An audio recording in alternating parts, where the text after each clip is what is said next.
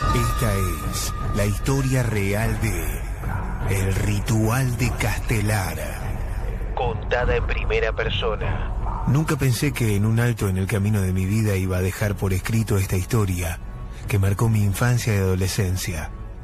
La narro acá, en papel, por consejo de mi psicóloga. No sé qué efecto tendrá, ella lo sabrá. Tampoco sé por qué escribo para un lector indeterminado, cuando no creo que este texto salga de entre mi psicóloga y yo.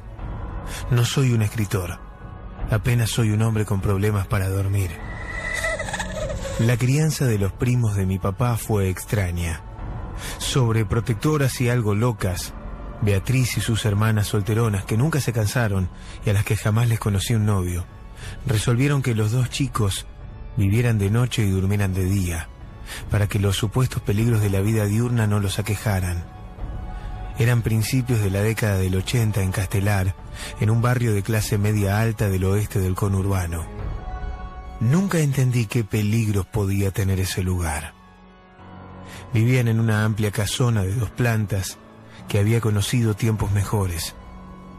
Ya de adulto caí en que siempre, cada vez que había ido allí desde mi niñez, el viejo edificio siempre estaba en refacción, como si hubiera un impulso irrefrenable de arreglar, tirar abajo columnas y paredes y construir y deconstruir habitaciones.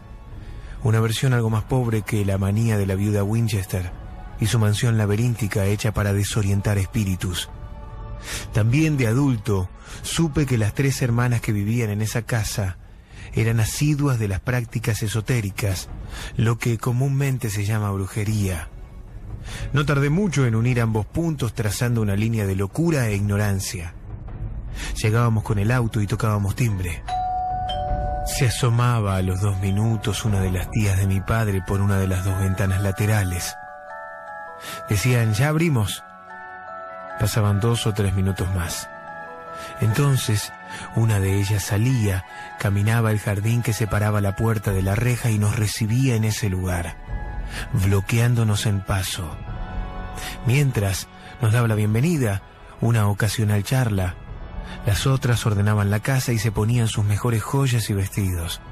Preferían más parecer que ser. La casa era lúgubre. Casi siempre estaba a oscuras, ya que los chicos, ya adolescentes en mi niñez, dormían. Pasábamos un rato ahí, en el que ellas ponderaban cuán flaco estaba mi padre a pesar de su prominente barriga, lo bella que se hallaba mi madre, o cuánto había crecido yo. O sea, las nimiedades y mentiras que cualquier anciana dice cuando quiere quedar bien.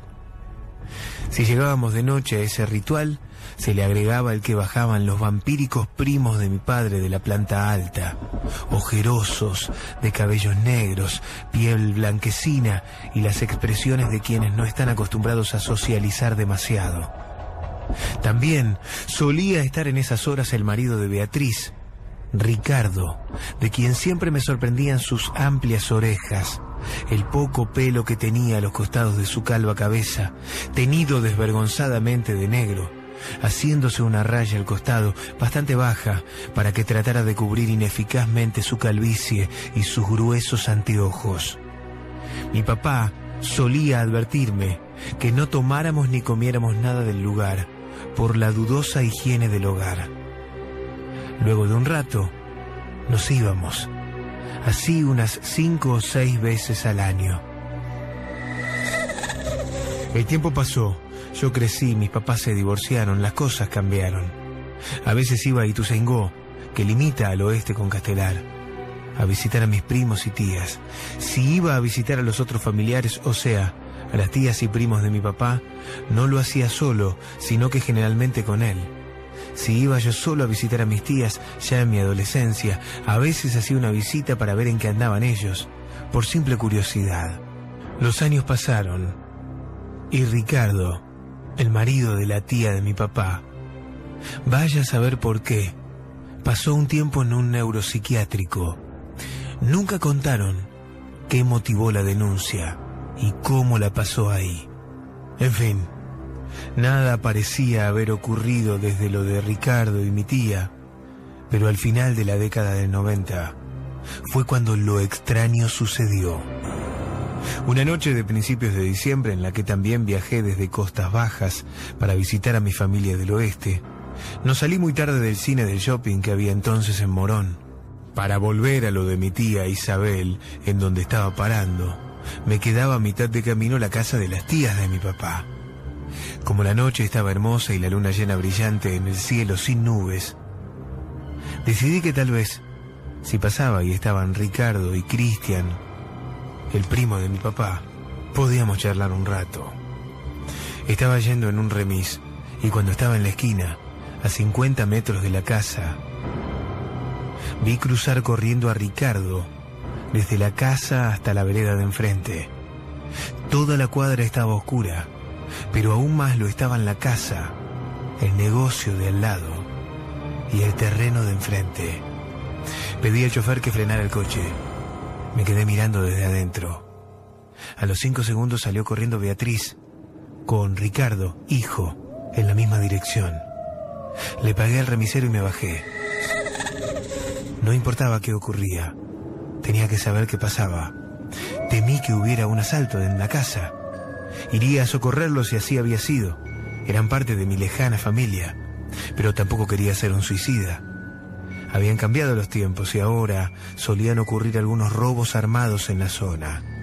¿Acaso no debía ir si les había pasado algo y necesitaban ayuda? ¿Y si al primo de mi papá le había dado otro ataque? Fui caminando hacia allí, a paso lento pero firme, expectante, mirando a veces hacia la casa, para ver si las otras dos viejas solteronas también seguían a los otros.